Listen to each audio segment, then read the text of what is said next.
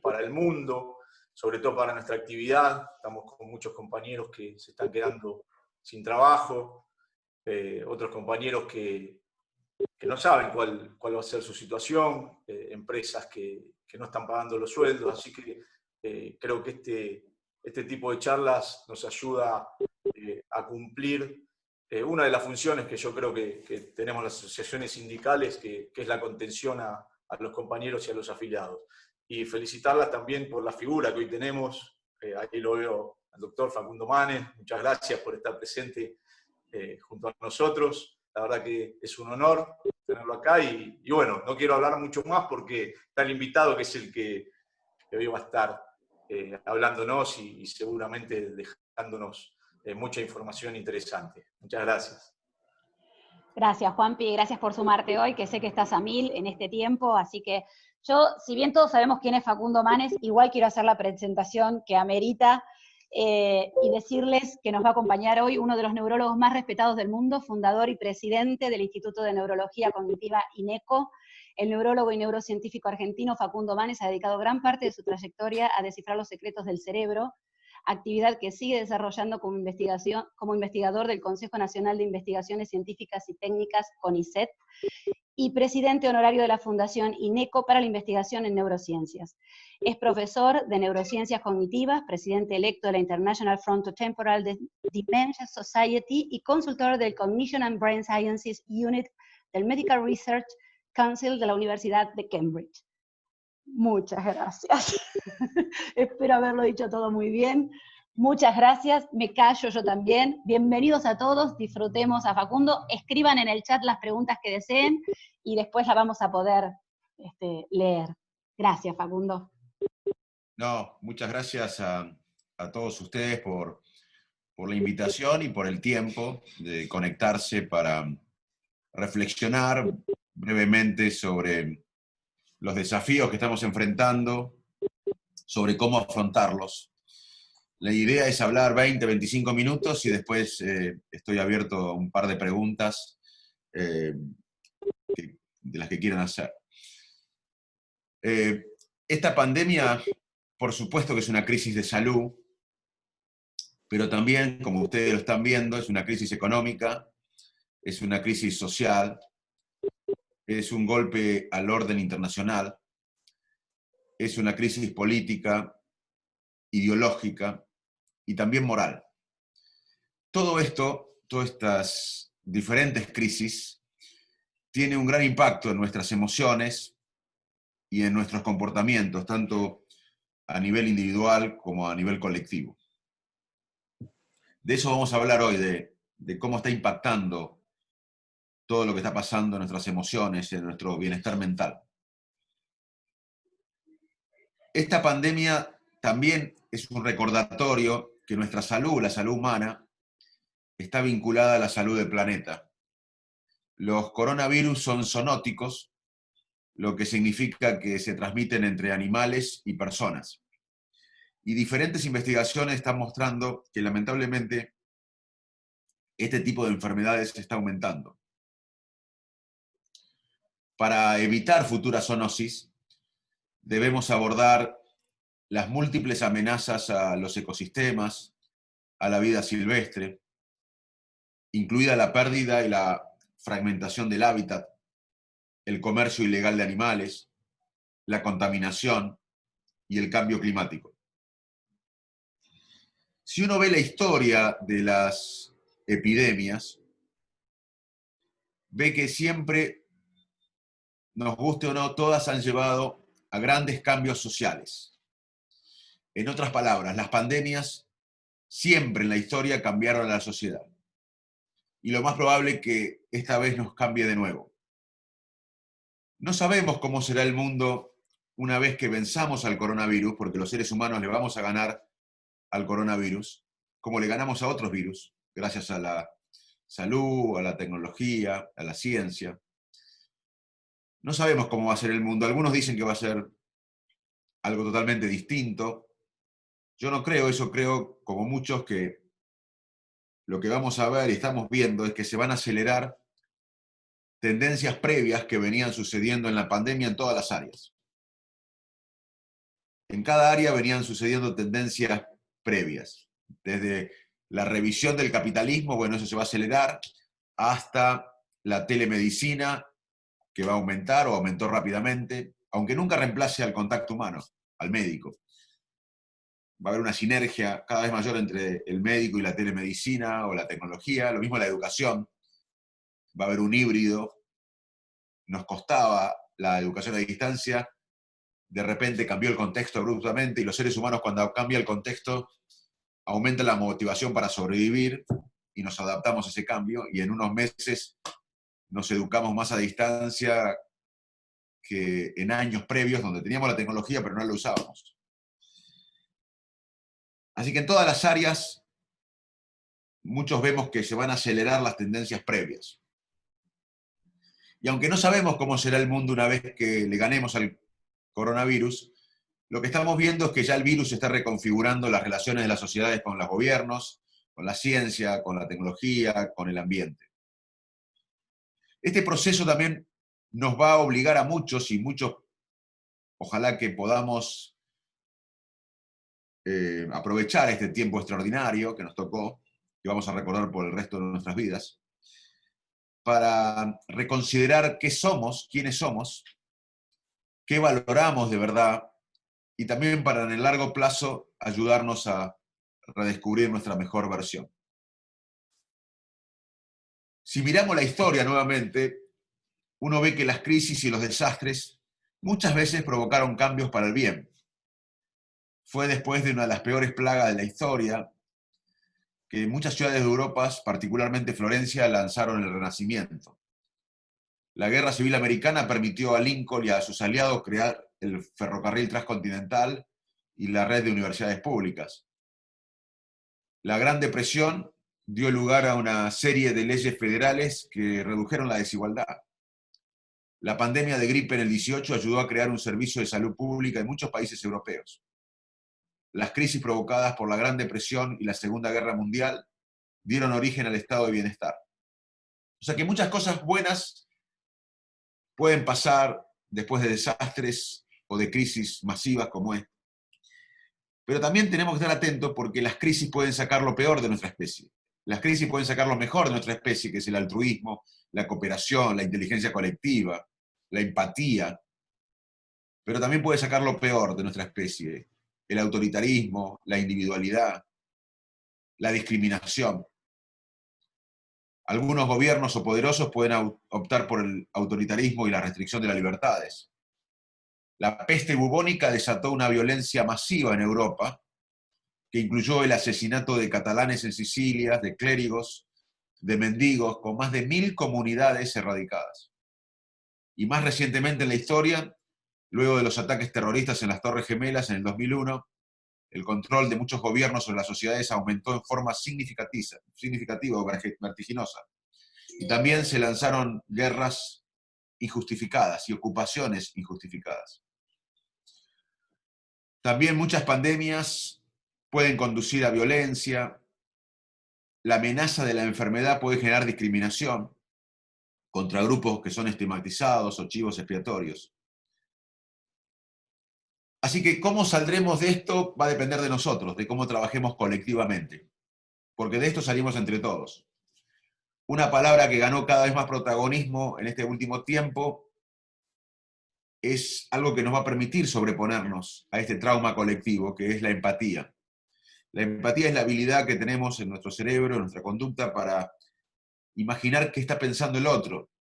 Y lo que está pensando el otro, las creencias del otro, saber que por ahí son diferentes a las nuestras y que hay semillas de verdad en lo que piensa o cree el otro, que no coinciden con nuestras creencias.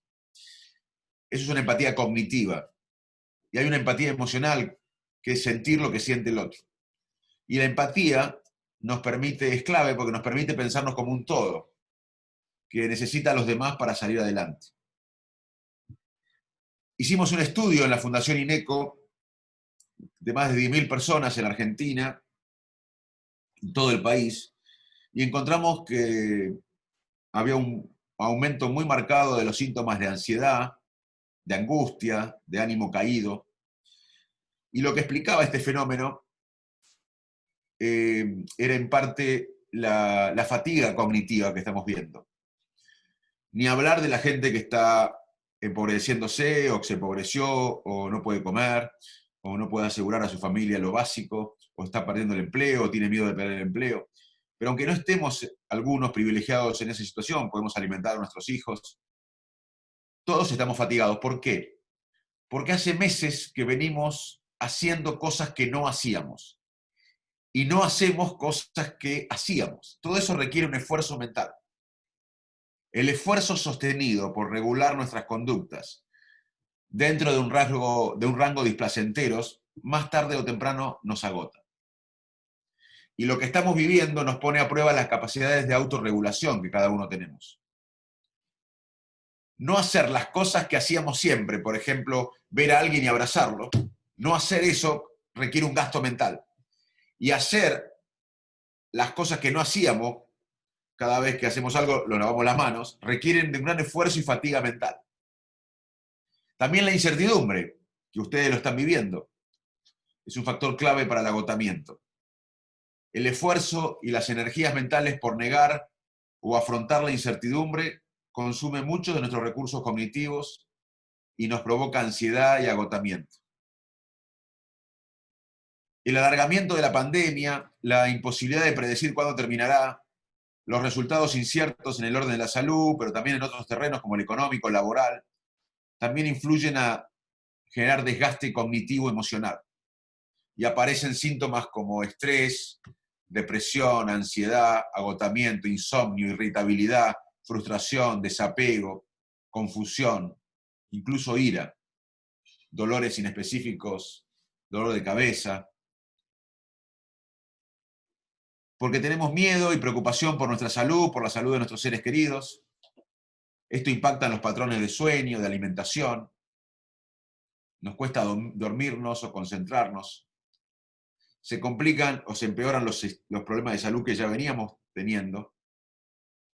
Estamos más tentados a tomar más alcohol, tabaco, otras drogas. ¿Y qué podemos hacer? Bueno, varias cosas. Nosotros y las autoridades, porque cómo comunican o las cosas que hacen las autoridades pueden influir negativamente en nuestro bienestar mental. Las autoridades, esto fue una conclusión de una revisión científica a partir de la epidemia del 2000 en el sudeste asiático y de un brote en Toronto, que analizaron muchos artículos, más de 3.160 artículos científicos del impacto de la epidemia y cuarentena. En esa época fueron 3-4 semanas de cuarentena nada más, sobre la salud mental. Y muchas cosas podemos hacer nosotros para reducir el impacto, pero también las autoridades tienen que decir no sé, tienen que darnos cierto horizonte o perspectiva, aunque luego no se cumpla, pero tienen que darnos cierta perspectiva, tienen que hablar con la verdad, no tienen que pensar en su futuro político. Si la sociedad sospecha, una sociedad que está empobreciéndose, o que está perdiendo el trabajo, o que está angustiada, ve que los políticos piensan en ellos, son oportunistas, tienen cierto cinismo, eso nos afecta también. Así que cómo comunican las autoridades es muy importante para nuestra salud mental. La comunicación tiene que ser totalmente honesta, tienen que decir lo que no sé, o no se puede, o no podemos hacer tal cosa, o no tenemos plata para hacer tal cosa, o no tenemos logística para hacer tal cosa. Es muy importante cómo se comunica esto. Y nosotros también podemos hacer muchas cosas para estar mejor. Hacer esto, por ejemplo, que hacen ustedes, de reunirse semanalmente, porque el virus agarra lo mejor de nuestra especie, que es el contacto humano, la capacidad de generar vínculos, y lo usa en nuestra contra. Pero por eso tenemos que cumplir el distanciamiento físico, pero estar conectados socialmente a través de la tecnología, como estamos ahora. Otro aspecto, además de conectarnos socialmente, o sea, respetar el distanciamiento físico, pero no el social. El social, somos seres sociales. La soledad crónica nos mata e impacta en otras enfermedades. Tenemos que estar conectados socialmente hoy a través de la tecnología. Llamar a los amigos, a los familiares, la gente que queremos, expresar nuestras emociones. Cumplan el distanciamiento físico, pero estén conectados socialmente por la tecnología. También mantener en estos tiempos una rutina diaria, levantarse a la misma hora, acostarse a la misma hora, hacer gimnasia a la misma hora, comer a la misma hora, porque en tiempos de imprevisibilidad y de incertidumbre, tener ciertas rutinas aumenta la sensación de previsibilidad. Dormir lo suficiente, 8 horas, hay que invertir en el sueño. Ya veníamos durmiendo menos antes de la pandemia, en las últimas décadas dormimos unas horas menos que antes. Hay que dormir, el sueño impacta en la salud, en el sistema hormonal, en el sistema inmune. Hacer ejercicio 1 hora por día, el que sea.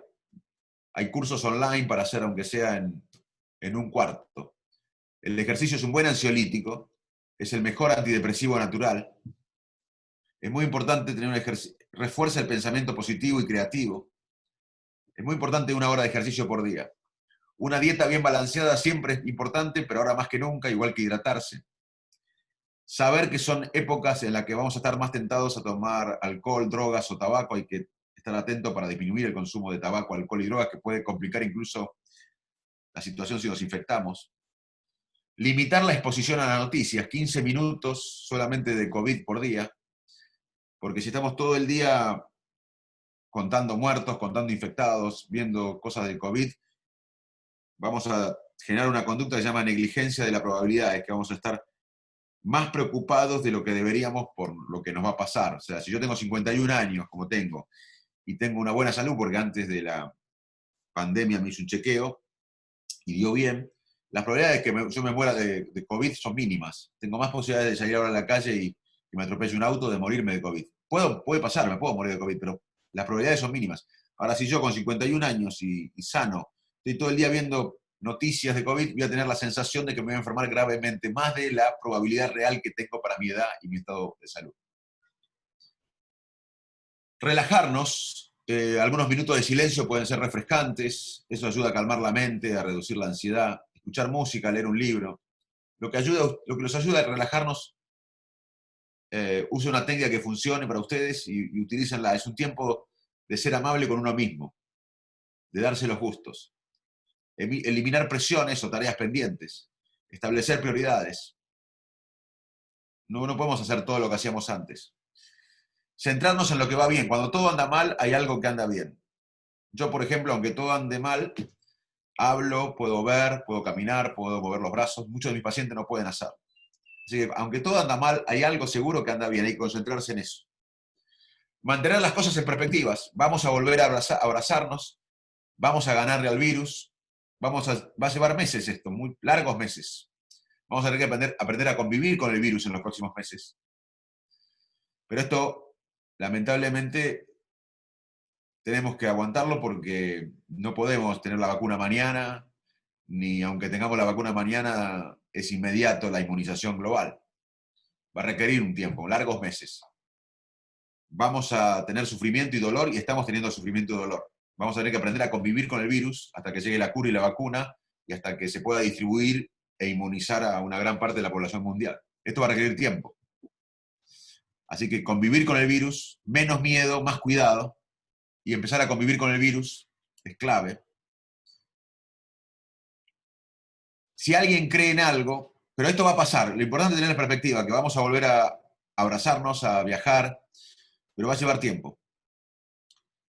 Y si alguien cree en algo, es el momento de creer en algo. No importa en qué religión o en qué uno crea, porque el sistema de creencias de uno lo ayuda como una brújula moral o espiritual en estos tiempos. Si alguien no hace mindfulness, es una técnica que yo recomiendo de meditación. Es una técnica de meditación budista que la ciencia moderna ha está utilizando para tratar muchas condiciones, para ayudar en el tratamiento de muchas condiciones médicas y también para mejorar el bienestar en personas que no tienen ningún tipo de patología. Aumenta el bienestar. Se trata de el concepto que un cerebro atento al presente, sin rumiar acerca del futuro o revisar el pasado, estar concentrado en el presente, es un cerebro más atento, más feliz, más productivo. Mindfulness se trata de estar atento al presente sin juzgar, con la mente abierta. que aparezcan los pensamientos y si son tóxicos, dejarlos ir como se va una nube. Pero concentrarnos en el presente, sin juzgar, abierto, y dejar pasar a los pensamientos. Concentrarse en la respiración, una respiración, una inspiración profunda, una retención de la inspiración, de la respiración, como una exhalación profunda varias veces. Es un mecanismo que disminuye la ansiedad y el estrés, porque cuando uno tiene ansiedad y estrés se hace corta y tensa la respiración. Así que si no hacen mindfulness, yo les recomiendo. Y también hacer algo por los demás. El altruismo activa los sistemas de placer. Así que cuando ayudamos al otro, el otro se pone contento, pero también nosotros nos ponemos contentos, porque hacer algo por los demás nos da placer. Pero más allá del dolor y el sufrimiento que estamos atravesando, quiero que sepan que una adaptación positiva es posible. En situaciones graves y críticas, muchas personas y también muchas sociedades desarrollan resiliencia. Podríamos afirmar que la resiliencia es la cualidad que nos da a los seres humanos la fortaleza psíquica para lidiar con el estrés y la dificultad. Quienes son altamente resilientes logran encontrar la forma de cambiar el rumbo, de sanar emocionalmente y continuar avanzando hacia sus metas y objetivos. Y la secuencia es, primero hay un shock inicial y de dolor, de una situación de alto impacto emocional y social, pero luego muchas personas empiezan a sentir nuevos propósitos y significados en la vida, nuevas fuerzas, confianza interna y mayor apreciación de los vínculos y las relaciones. Además, es posible que se vuelvan más altruistas, compasivos, y el bienestar de los demás cobra más valor que el propio éxito o el estatus individual. Todo esto se llama resiliencia. Y los seres humanos, como dije, somos seres adaptativos y fuimos concebidos para desarrollar situaciones o enfrentar situaciones como esta. Y a nivel comunitario puede surgir un sentido de propósito y de cooperación que conduce a un nivel más alto de integración. Es como si en lugar de existir individuos aislados, las personas nos fusionamos en un todo y nos volvemos más conscientes que la supervivencia personal está muy ligada a la supervivencia de los demás. Es la verdad que también las crisis pueden, por supuesto, tener un efecto contrario y conducir a un estrés intenso y sostenido en el tiempo, en los que los lazos sociales desaparecen, las personas se hacen más individualistas. Por esto es importante desarrollar un espíritu colectivo, entender que de acá salimos entre todos. El sálvese quien pueda sería un desastre. Y el miedo no puede ser nuestro guía cuando hablamos del futuro. Porque estamos viendo la propagación del virus, pero también la propagación del miedo. Las palabras claves del futuro son resiliencia, empatía, colaboración, inteligencia colectiva y sentido de propósito. Y más allá de todo el dolor y sufrimiento que estamos viviendo y que vamos a vivir, también esto puede ser una oportunidad para desacelerar, para reconsiderar quiénes somos, qué queremos, para redescubrir nuestra mejor versión, para ser más creativos, para volvernos menos egocéntricos. Muchas gracias. Además de que están todos muteados, estamos todos así, frisados escuchándote. Me quedé con un par de palabras como muy claves de todo lo que estuviste hablando, que después las vamos a remarcar cuando subamos a las redes este video. Te quiero leer un par de preguntas que nos acercaron los compañeros, algunas por correo electrónico y estoy viendo algunas acá en el chat. Una de ellas es, ¿pueden las estructuras mentales entrenarse para resultar en conductas de adaptación? Sí, y el crecimiento postraumático y su transformación no solo puede fortalecerse. Esto que estamos haciendo es entrenarnos para esto, hablando de esto, porque parte del bienestar es aceptar las emociones negativas también. Claro. Y también puede suceder incluso a nivel de grupos y comunidades. Cuando ocurre una crisis como esta en una sociedad, las personas cada vez nos conectamos más, reaccionamos con más interconexión. y surge esto que le contaba yo, un sentido de propósito y espíritu de cooperación, y se desarrollan estrategias comunitarias y colectivas, lo que estamos haciendo, lo que están haciendo ustedes con estas charlas y otras cosas que están haciendo. Pero también es importante remarcar que es importante también lo que hagan las autoridades, porque es muy importante un horizonte en el que haya una discusión multidisciplinaria sobre cuestiones sanitarias, de salud, pero sociales y económicas, que se lleve adelante basada en la mejor evidencia científica, que nos permita reducir la incertidumbre, tomar mejores decisiones, contener a la población, mejorar la comunicación y no entrar en un razonamiento motivado, en una lucha de facciones, porque los seres humanos somos un poco tribales y agarramos un tema, no importa cuál fuera, y creamos falsos dilemas, como economía versus salud o cuarentena versus muerte. Son falsos dilemas. Usamos un tema y lo usamos como una lucha de facciones. Eso es un error. Hay que integrarnos, hacer algo colectivo y pensamiento crítico. Por eso la empatía es clave, porque yo tengo que reconocer al otro. La empatía es un esfuerzo de reconocer al otro y aceptar que el otro está, incluso que puede tener verdades que no coinciden con mis creencias. Eso no es, parece fácil, pero no es tan fácil. Pero claramente uno puede desarrollar estrategias a nivel individual y a nivel colectivo. Y ustedes lo están haciendo, este tipo de charlas son un ejemplo. Qué bueno. Qué bueno que estemos tan bien encaminados. ¿Las creencias limitantes o potenciadoras producen cambios químicos en nuestro cerebro? Perdón, no escuché la primera parte. ¿Las creencias limitantes o potenciadoras producen cambios químicos en nuestro cerebro? Sí, sí, nuestro cerebro cambia permanentemente, es un órgano plástico, tiene neuroplasticidad. Ahora su cerebro, les guste o no mi charla, está generando miles de conexiones neuronales nuevas. Y yo dando esta charla también, estamos permanentemente, cada experiencia reorganiza nuestro cerebro. Así que imagínense si todo esto no está reorganizando nuestro cerebro. Es más, esto va a impactar en la expresión de los genes, y si alguien tiene un hijo después de toda esta experiencia, hoy la ciencia estudia la epigenética, que es cómo la experiencia cambia la expresión de los genes y cómo esto se puede transmitir generación en generación. Interesante.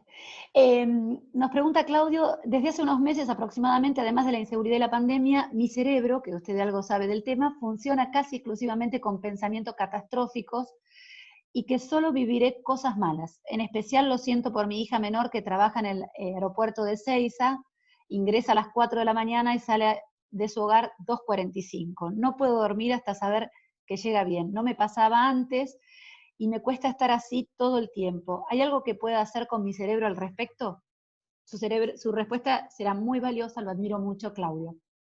Gracias, Claudia. Sí, Claudio. Perdón, Claudio. Sí. Bueno, sí, si estos pensamientos catastróficos están impactando en tu vida familiar, en tu vida social o en tu vida laboral, aunque no están trabajando como antes, están conectados con sus compañeros de trabajo, si estos pensamientos están impactando en alguna área, en una esfera social, familiar, laboral, yo diría que también se puede consultar a un especialista, porque puede ser un síntoma de angustia o de depresión o de ansiedad extrema. Así que si no impacta en las esferas familiar, social, laboral, lo que hablamos, sugiero hacer todo lo que dije yo, desde meditar, hacer gimnasia, etcétera, etcétera. Todo lo que enumeré que podemos hacer. Y si esto está impactando en alguna esfera de tu vida, yo consultaría con un especialista. Clarísimo. Hay dos preguntas que están relacionadas, una de Verónica, otra de Valeria, que está relacionada con la pandemia y los niños. Cómo manejar la ansiedad que ellos tienen también, ¿no? Verónica está preguntando porque su hijo tiene 6 años, y está todo el tiempo preguntando cuándo termina la cuarentena. Y Valeria también preguntaba esto de cómo tratar a los niños o cómo manejar a los niños con la pandemia. Bueno, muy importante esa pregunta. En el estudio nuestro, de más de 10.000 personas en Argentina, en todo el país, que encontramos que al principio de la cuarentena pandemia había muchos síntomas de ansiedad, luego se conservaron los síntomas de ansiedad, pero aumentaron síntomas de angustia, de ánimo caído. y había gran fatiga cognitiva, vimos que los jóvenes eran uno de los grupos con mayor impacto. O sea, tenemos que saber que los jóvenes, los chicos, están sufriendo mucho esto. Son uno de los grupos más vulnerables. Y esto también se sabía de la epidemia, con una cuarentena de 3 semanas, en la epidemia previa del 2000. Uno de los grupos más vulnerables son los jóvenes. Y nosotros encontramos en nuestro estudio que 7 u 8 de cada 10 chicos en la Argentina tenían síntomas de ansiedad o angustia. 7 u 8 de cada 10. Un montón. Y otro grupo vulnerable son las mujeres, por el trabajo inequitativo doméstico, por la violencia doméstica, que sucede muchas veces. Estamos hablando en grandes grupos de estudio, ¿no? Nosotros, los trabajadores de la salud, somos otro grupo de riesgo. Los enfermeros, camilleros, médicos, administrativos de los sanatorios y hospitales. Y los mayores, porque ya había una epidemia de soledad antes de la pandemia y ahora se agravó. Pero los chicos son un grupo de riesgo muy importante. Y yo primero hay que estar bien uno, para ayudar hay que estar bien uno. ¿Qué podemos hacer? Primero estar bien nosotros, porque si estamos mal, irritables, depresivos, con pensamientos catastróficos, eso va a impactar en nuestros hijos. Así que para cuidar a alguien hay que cuidarse uno. Con los chicos tenemos que estar bien nosotros. Además, escucharlos, escuchar sus emociones, informarlos, pero no abrumarlos con información. Que hagan gimnasia, que hagan deporte por lo menos media hora por día, es un buen ansiolítico, antidepresivo, que se conecten con la tecnología, con otros amigos, pero escucharlos genuinamente, escuchar sus emociones, acompañarlos. Y si quieren, este domingo, déjenme confirmar, este domingo 20, a las 7 de la tarde, el próximo domingo a las 7 de la tarde, voy a hacer un vivo en mi Instagram con la doctora Andrea Badi, que es una psiquiatra infanto-juvenil, que es muy buena, y voy a hablar de justamente esto. Creo que el título es ¿qué hacemos con los chicos hasta que termine la pandemia y cómo están pasando? Pero vamos a abordar en una hora, y para mí es una de las mejores psiquiatras infantiles de la Argentina, y vamos a hablar de este tema. Así que el que le interese esta pregunta, puede en mi Instagram, lo voy a anunciar en mi Instagram, pero ya le adelanto que va a ser este domingo a las 7 de la tarde. Perfecto, lo vamos ahora cuando editamos este video y lo subimos a las redes, vamos a colgar esto también para que puedan, los que no pudieron conectarse, puedan verlo y puedan enterarse de que... sí, para todos los que tengan hijos y chicos jóvenes o adolescentes, les recomiendo porque los chicos son uno de los grupos más vulnerables en el impacto mental de todo esto. Sí. ¿Cómo se consigue, si es que se consigue, el equilibrio entre lo que siento y lo que pienso? Esta también la enviaron por correo. La manera en que pensamos determina la manera en que sentimos. Si yo ahora termino esta charla y yo tengo que ir ahora caminando a Favaloro, y mientras estoy caminando pienso que estuve mal, que ustedes se sintieron defraudados con mi charla, yo no voy a tener ninguna evidencia, porque inclusive, ¿cómo me puede decir? Me pueden mandar un mensaje que estuve bien y me lo pueden hacer por educación, porque los seres humanos, uno de los saltos evolutivos, de los tantos saltos evolutivos que nos convirtieron en humanos fue desarrollar la capacidad de mentir, de engañar. Vivimos engañando nosotros y autoengañándonos. Nosotros cuando nos vimos en el espejo pensamos que somos más lindos de lo que somos, pensamos que somos más inteligentes de lo que somos, y somos más optimistas de lo que deberíamos ser. Los autistas, por ejemplo, no tienen capacidad de engañar, son literales. O sea que el engaño es algo normal, así que yo, aunque vos me mandes un mensaje que estuve bien, por ahí yo no le doy importancia a eso, porque lo hiciste por educación, pero yo me engancho en que estuve mal, entonces tengo pensamientos tóxicos. Estuve mal, me olvidé de decir tal cosa, los aburrí, yo no tengo ninguna evidencia y me voy a sentir mal. O sea, pienso tóxicamente y me siento mal. Ahora, yo también puedo ir a Favaloro caminando y pensar que estuve bárbaro, que les ayudé, les di herramientas para que ustedes sigan explorando cómo pasar todo esto, y me siento bien. Y depende de lo que piense, porque yo no voy a tener ninguna evidencia. Aunque ustedes me manden un mensaje que estuve bien, yo tampoco tengo por qué creerles, porque lo hacen por educación. Entonces, lo que yo piense va a impactar mi ánimo. O sea, la manera en que yo pienso impacta en la manera que yo siento.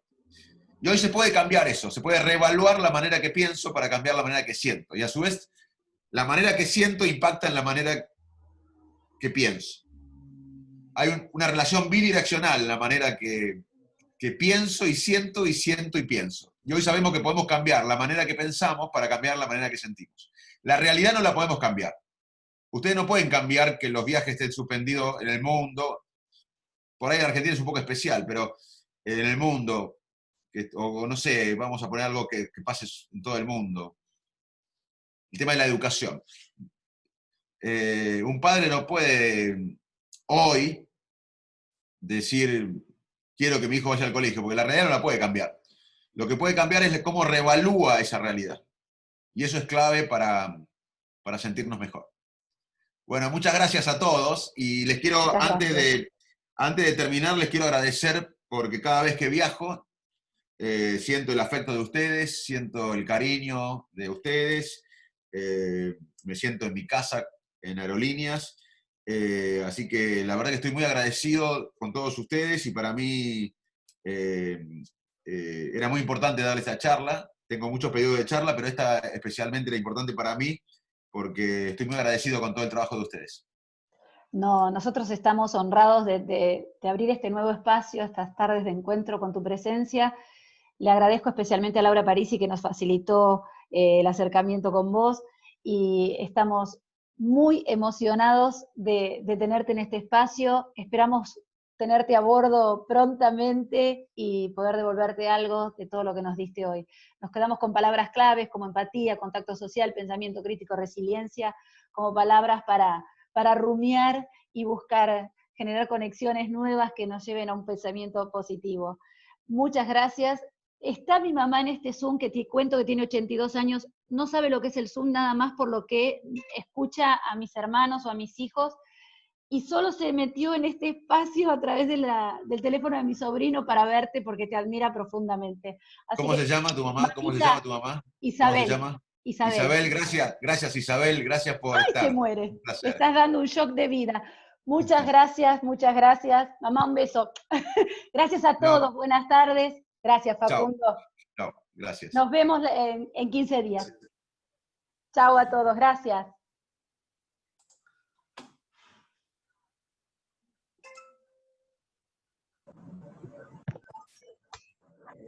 Chao, Andrea, gracias a vos también. Buenas tardes, Excelente. gracias chicos, gracias a todos. Gracias Juan Pablo por estar en este espacio también hoy. Nos vemos en la próxima fin de mes, el 30 de septiembre. Cada 15 días nos vamos a ir encontrando. Muchas Acerquen gracias. el tema que les interese. Muchas gracias. Gracias, gracias a todos. Gracias.